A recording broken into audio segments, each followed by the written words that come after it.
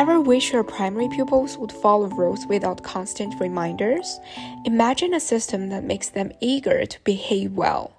That's the magic of the token economy. Welcome to this special episode of Pedagogy in Action for training teachers. I'm Claire, and today we're diving into behaviorist pedagogy, specifically focusing on how token economies can be used as reward-based tools for classroom management. In this episode, we will explore how token economies work within behaviorist pedagogy, along with practical tips for using them effectively in your classroom. We'll also take a critical look at their real-world applications, discussing the benefits, challenges, and factors to consider. Stay tuned to the end for a quick Q&A session, and I've attached some handy resources to help you get started with confidence. Now let's kick things off with a bit of theory, but don't worry, I'll keep it practical and easy to follow. Behaviorism is the idea that behavior is learned through interactions within the environment. Instead of focusing on internal feelings, it looks at what we can observe, actions and responses. Early figures like John Watson and Ivan Pavlov laid the foundation. For a summary of their work, you can check out McLeod's online article linked at the end of this episode. But today, the key figure here was B.F. Skinner. Skinner developed the theory of operant conditioning, which suggests that behavior is shaped by its consequences. In short, behaviors followed by rewards are more likely to be repeated, and those followed by unpleasant outcomes are less likely. This principle is central to many classroom management strategies and leads us straight to the token economy. A token economy is a classic behaviorist tool that builds on the power of positive reinforcement. Students earn tokens like stickers or points for showing positive behaviors such as helping a peer. These tokens act as conditioned reinforcers and can later be exchanged for meaningful rewards like extra playtime or leading a line. As the website Helpful Professor says, token systems can be structured in various forms, for example, marble jars or sticker charts, but the goal stays the same.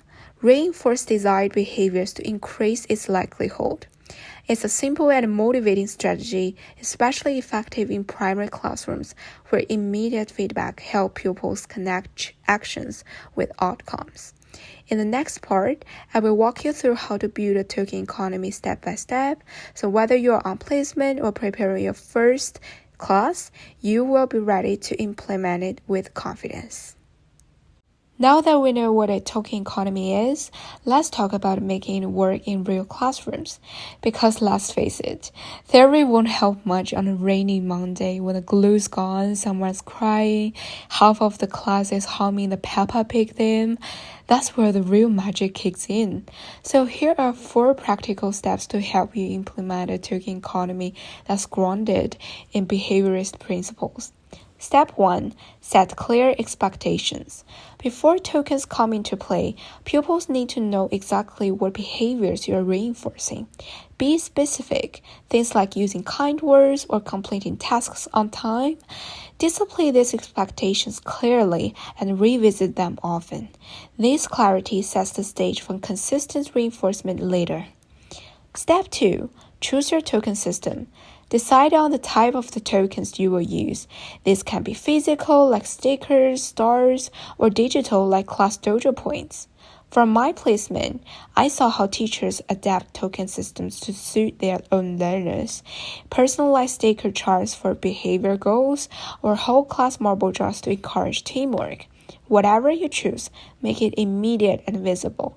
Timely reinforcement is essential for strengthening behavior. Step 3. Reinforce consistently with meaningful rewards. Tokens only work if pupils care about what they lead to, and if the reinforcement is consistent. You don't need a big budget. Some of the most effective rewards are simple. Extra playtime, choosing a class activity, or leading a line. Whole class systems like fulfilling a marble jar for a class picnic can also build motivation and a sense of community. Consistency is also key. Catch positive behavior in the moment, like great listening, John, that's a start for your chart. Use visual checkers to help pupils see their progress. This boosts motivation and helps them connect efforts to outcome, a core idea in operant conditioning. Last step, support the shift to intrinsic motivation. The aim of last step isn't for pupils to rely on rewards forever. It's to help them understand the value of the behavior itself. As the routines take hold, you can gradually reduce token use and introduce intrinsic motivators like verbal praise, reflection prompts, and peer recognition. Try a question like, how did it feel to help your friend today, to encourage emotional connection and self-awareness? In my placement, we use golden tickets to boost focus in first-year class. At first, pupils were driven by rewards, but over time, they stayed engaged without them. The behavior became routine, and the success itself became the motivator. And that's the ultimate aim. Not just better behavior, but more reflective, intrinsically motivated learners. Coming up next, let's explore the perspectives of pupils and parents. Let's start with pupils. For younger learners, token systems feel exciting. They make expectations clear, which is great for those who thrive on structure. For older students like K-Stage 5, token systems need to evolve. Physical rewards may feel patronizing, so strategies can shift towards responsibility, which focusing more on building intrinsic motivation. But it's not one size fits all. Pupils with special education needs or low confidence may feel discouraged if rewards feel out of reach. Without thoughtful design, token systems can become competitive or demotivating, so differentiation is key. For parents, parental involvement varies across cultural contexts and reflects how token economies are implemented.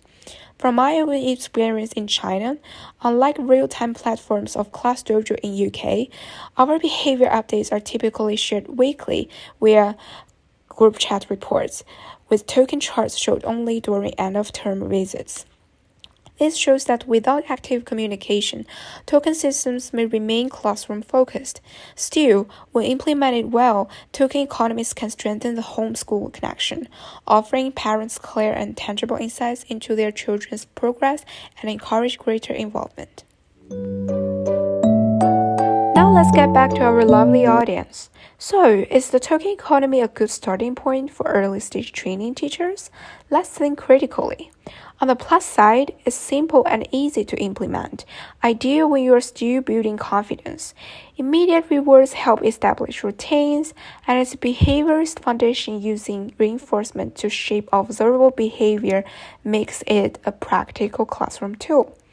But it has limitations. Over-reliance on external rewards can weaken intrinsic motivation.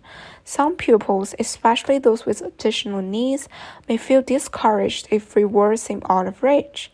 And managing tokens consistently takes time and reflection, which could be challenging for new teachers juggling planning and behavior. More importantly, behaviorism focuses on what pupils do, not why.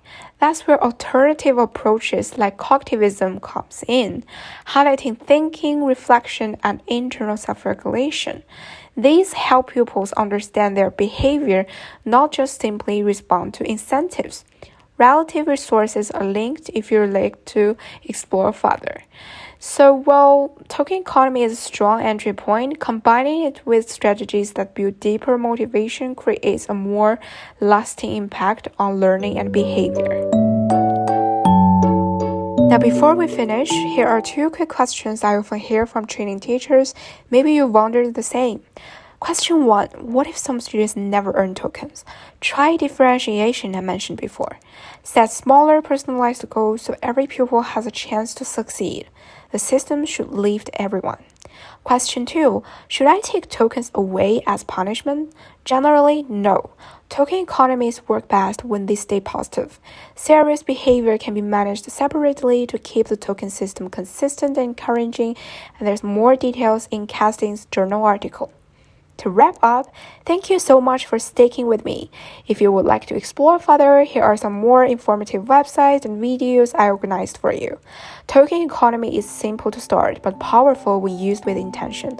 Now, go make the classroom magic happen. You've got the tools, the passion, and hopefully a pocket full of stickers.